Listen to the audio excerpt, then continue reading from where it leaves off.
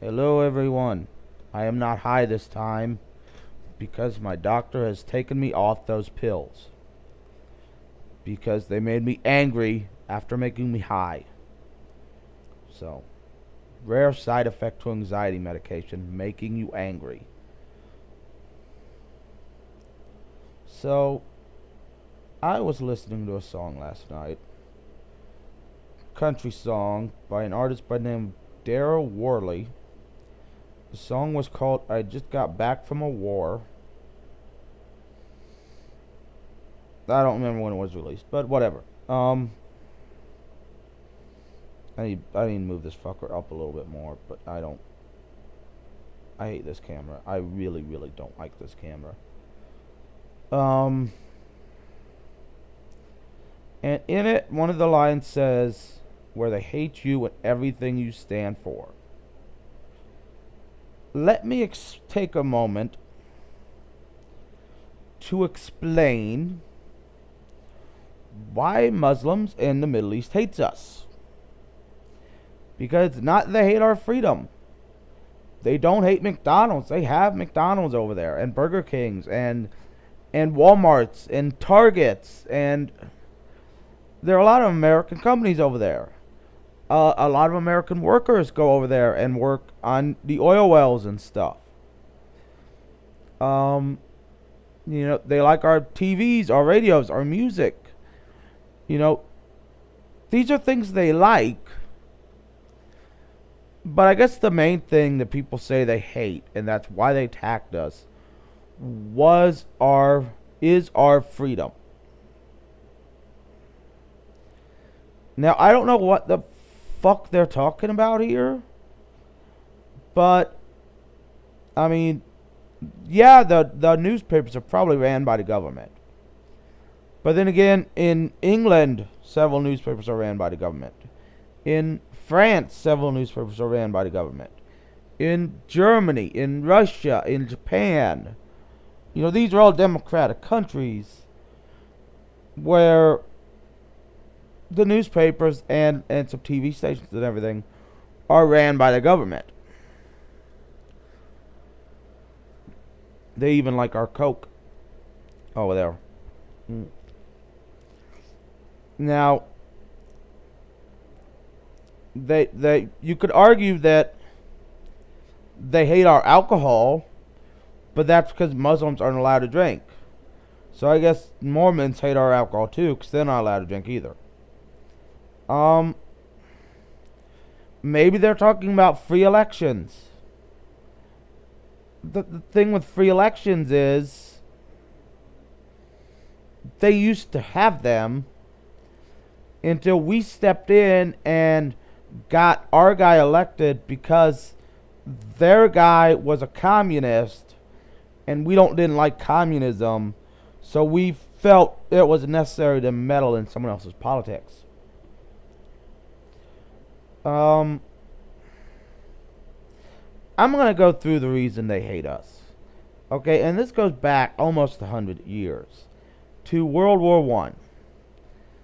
In World War One, the British and the French convinced the non-Turkish Arabians to fight against the Turkish because they were with Germany, and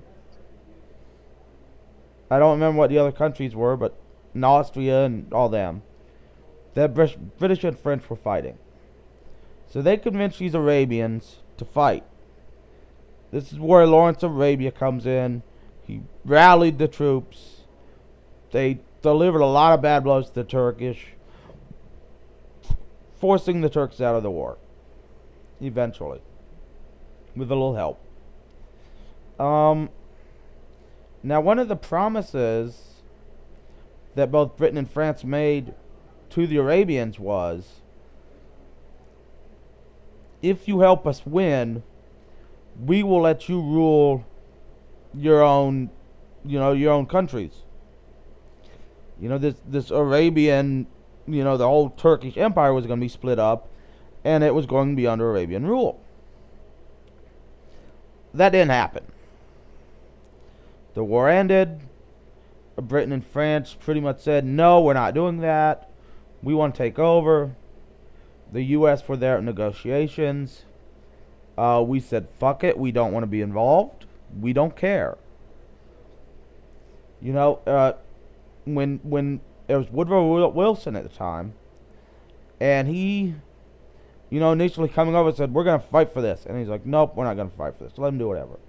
So the British and the French pretty much took over all of Arabia and Turkey and them.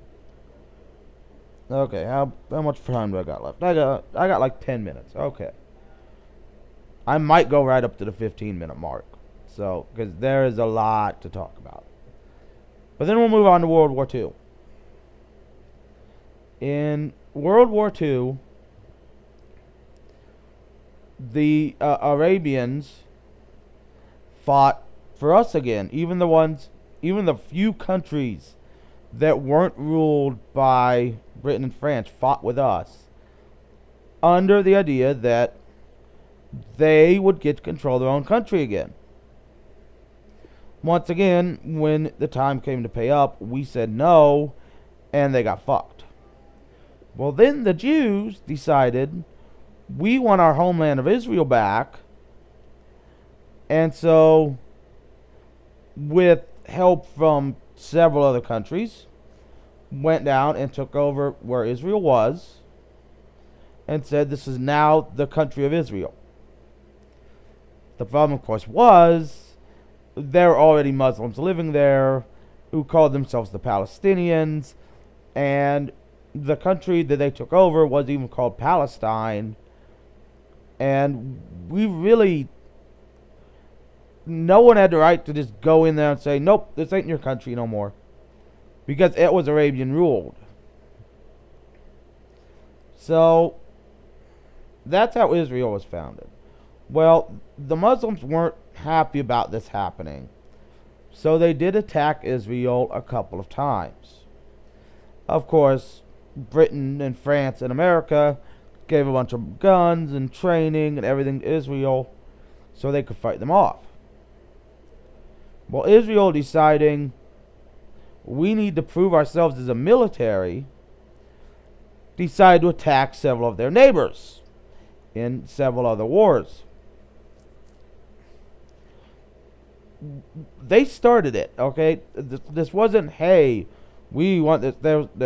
No, we want this land. We're taking it. That's what Israel said. And so the countries are like, no, you can't have our land. Fuck you, Israel. And so we gave Israel guns and missiles and planes and tanks and all this fun stuff so they could fight another country in a war they started and take their land. So then we get into the Cold War. Now, there were several countries in the Middle East during the Cold War that we knowingly interfered in the free elections of or helped a revolution start so they could get elections so they could get non-communists controlling the country.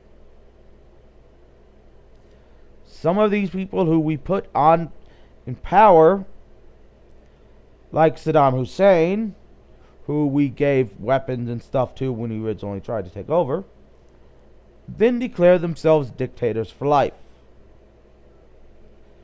causing even more problems in the Middle East. And we had to get even more involved. Then we got involved in Afghanistan because Russia was trying to take them over. So we gave them a bunch of guns. They won. They beat Russia. But then we're like, okay, now you're on your own. And we were promised to rebuild schools, rebuild hospitals, help a government be declared, constitution, all this. And we said, nope, you're on your own. And that's the Taliban and Al-Qaeda being the strongest people there, you know, took over, treated people like shit and everything else. So You know, saying they hate our freedom when looking at this humongous, almost 100-year list of ways we fucked them and fucked them good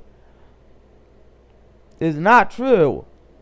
The reason they hate us is because we fucked them and fucked them good over the last 100 years.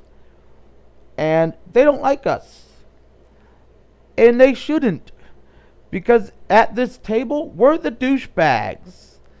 We're the people who are the assholes telling everyone what to do. Well, they're like, hey, we can't run our own country without you interfering.